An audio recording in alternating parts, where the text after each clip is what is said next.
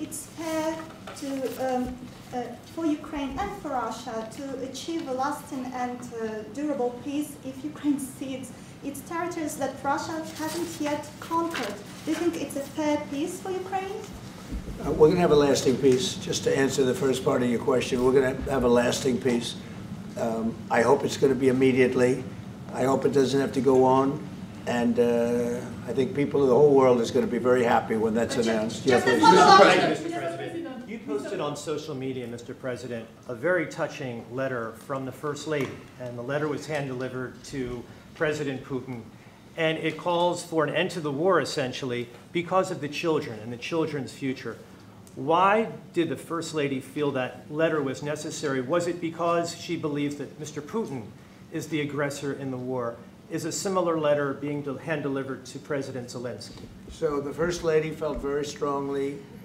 She's watched the same thing that you watch and that I watch. I see things that you don't get to see, and it's horrible. But when she's got a great love of children, she has a wonderful son that she loves, probably more than anybody, including me. I hate to say it, but she loves her son. She loves children. And she hates to see something like this happening, and that goes for other wars too. I mean, she sees the heartbreak, the parents, the funerals that you see on television. Always funerals. We want to see something other than funerals. No, she felt it was a beautiful letter. It was very well received by him, and she did ask me to say, you know, she would love to see this end. She would love to see it end, and she. Says it very openly, very proudly, and with great sorrow because so many people have been killed. Mr. President, last week, Brian, go ahead, Brian. Yes, sir. I've got a question for each of you. Yes. First of all, Mr.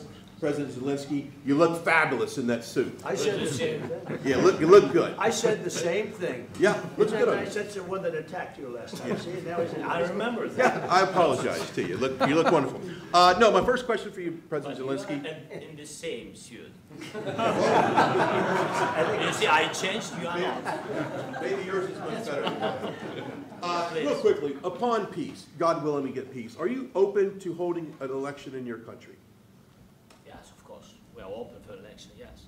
We have to do safety circumstances. And a little bit, we need to work in the parliament, because during the war you can't have elections, but we can do security. We need, maybe, how to say, we need a truth, yes, everywhere, in the battlefield, in the sky, and the sea, yeah, to make possible for people to do democratic, open, legal elections. So you say during the war you can't have elections.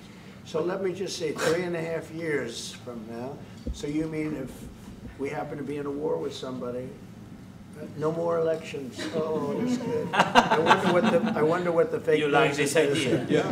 No. Speaking of news, I got a question for you. This sounds insane for me even to ask this, but do you think the American media really doesn't even want a peace deal because they've been so critical of you every step of the way as you lead the charge for peace?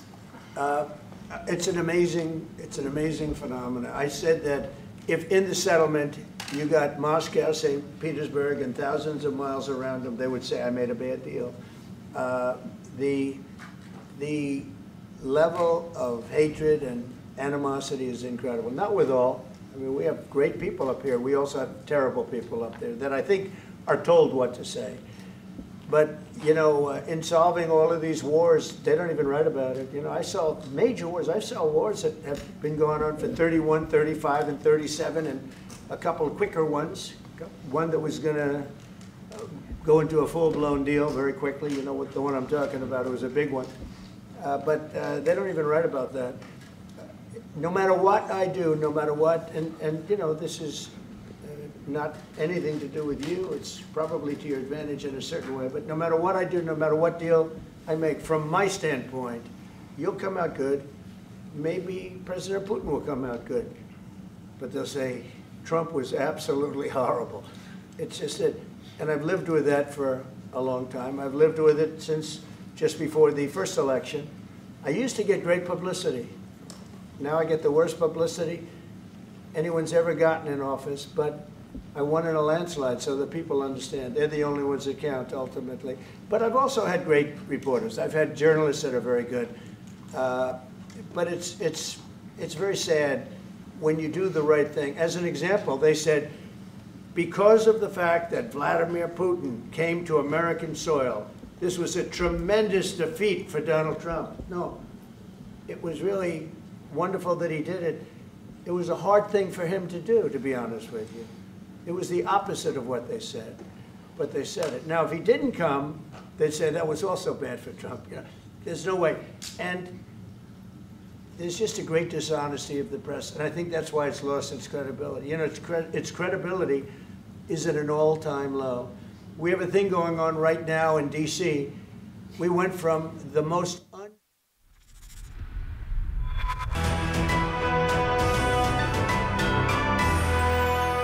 Hello, meet my all-rounder family. इनको लगा घर पे है तो safe है।